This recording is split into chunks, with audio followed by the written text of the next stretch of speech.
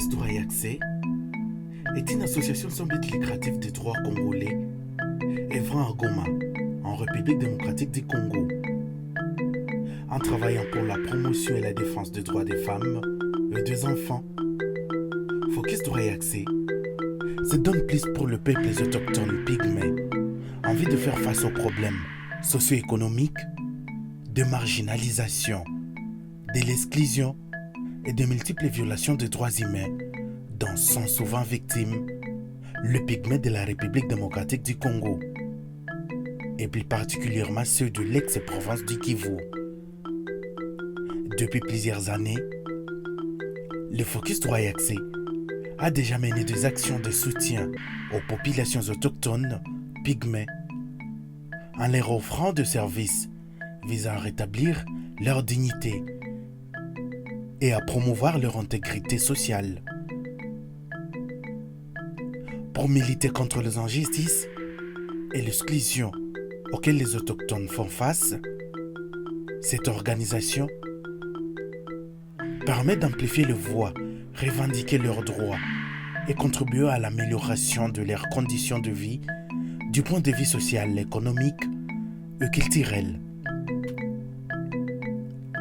La province du Nord Kivu, à l'est de la République démocratique du Congo, reste une région en proie à l'insécurité et à l'activisme de groupes armés qui sèment mort et désolation parmi les populations civiles. Cette situation couplée à l'injustice et à l'exclusion dont les femmes et jeunes filles autochtones font objet n'a fait qu'exacerber leur misère, la pauvreté grandissante, les violences et la spoliation de terres. Le pesanteur socio-culturel, le préjugé et la masculinité négative continuent à renforcer l'isolement et ralentir la participation et l'inclusion de la femme autochtone dans les instances de prise de décision et l'exercice de ses droits en tant qu'humain. Ces tableaux sombres, associés à la pandémie de Covid-19, renforcent les injustices et exposent de plus en plus les femmes et jeunes filles autochtones à la violence.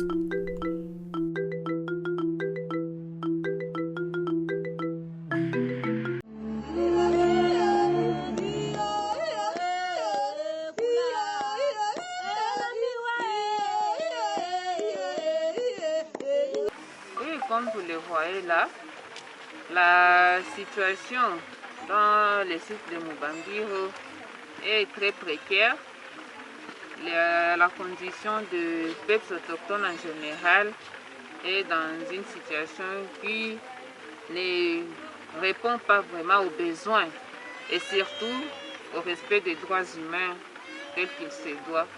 Et nous, en tant qu'une organisation qui est dévouée pour la promotion et la défense des femmes autochtones, des filles autochtones, nous sommes toujours encore appelés à continuer à lutter afin que leurs droits continuent à être respectés et que cela soit beaucoup plus une réalité.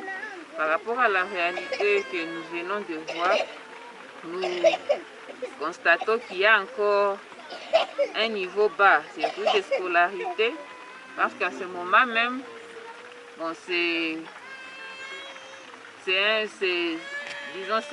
pendant les heures que les enfants doivent être à l'école, mais nous constatons qu'il y a encore des enfants qui continuent à basculer ça et là dans des riz ou certaines insuffisances de la part de leurs parents. Les parents n'ont pas assez de moyens pour les envoyer à l'école et cela ne suffit pas. Et vous pouvez même voir dans leur maison, il y a aussi une situation qui ne réunit pas vraiment les conditions dans lesquelles doit vivre une famille. Les conditions de l'habitat aussi ne sont pas du tout bonnes. Et nous, à notre niveau, ce que nous devons encore continuer à faire, c'est encore le plaidoyer. Nous devons encore renforcer notre plaidoyer afin de voir si ces conditions de vie d'abord peuvent être améliorées du point de vue habitat, du point de vue scolarité et surtout leur participation devant plusieurs instances parce que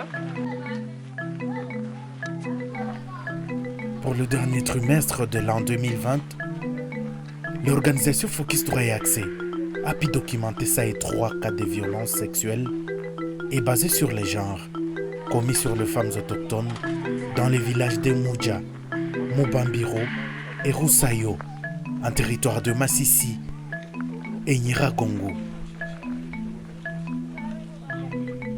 Parmi les conséquences dramatiques de la pandémie de Covid-19 figure l'augmentation de vulnérabilité de femmes et filles autochtones à la violence et à l'exploitation. Les femmes autochtones, outre les violences de la part de leurs partenaires, font également l'objet d'une forme particulière de la violence. Elles subissent de la violence sexuelle de la part des hommes non autochtones de leur communauté parce qu'on a une croyance superstitieuse selon laquelle avoir des rapports sexuels avec une femme autochtone est porteur de chance.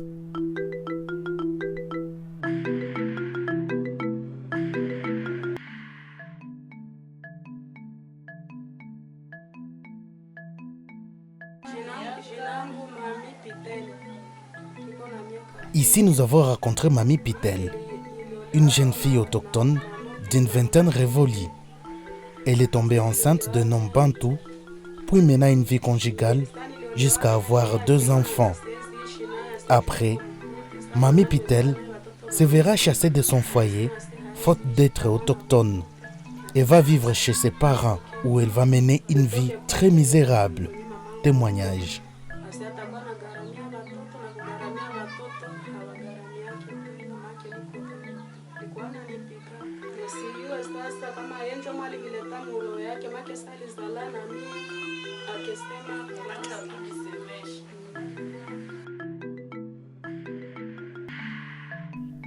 Ici, les gens vivent dans des maisonnettes. Dans une cabane, loge toute une famille. Les enfants et les parents partagent le même lieu.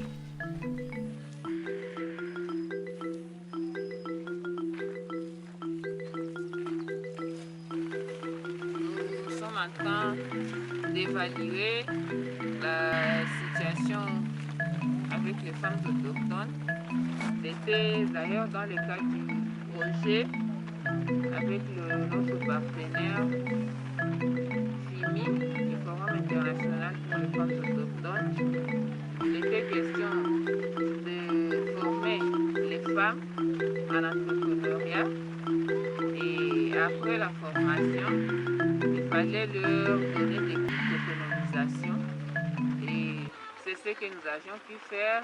Les femmes ont été formées en art plastique et après la formation, elles ont reçu des brevets pour sanctionner la fin de leur formation et après leur octroi des brevets, elles ont reçu des kits d'autonomisation dont des rouleaux et des ciseaux pouvant leur permettre de tisser des paniers au fin de revendre pour répondre à certains besoins de leur famille. Et si nous sommes là, c'est pour cela que nous sommes venus ici à Mubambiro pour évaluer et voir quelle a été la suite après le travail que nous avions pu faire la fois passée et voir comment nos femmes évoluent. Sisi tulipata hii makamba ya kushona, tulipata msaidizi mama Igete akatusaidia, akatutumia watu wa kutufundisha kushona hivi vikapo, na tuliona tumefaidika mu vikapo. Tulipata kamba zetu, tuko na suka vikapo hapa, tunapata kwa chumvi na lungine tunanunua. Niko na miaka 28 na niko na watoto 7. Cette population désespérée, sans joie, depuis des années, ont besoin de voir la lumière.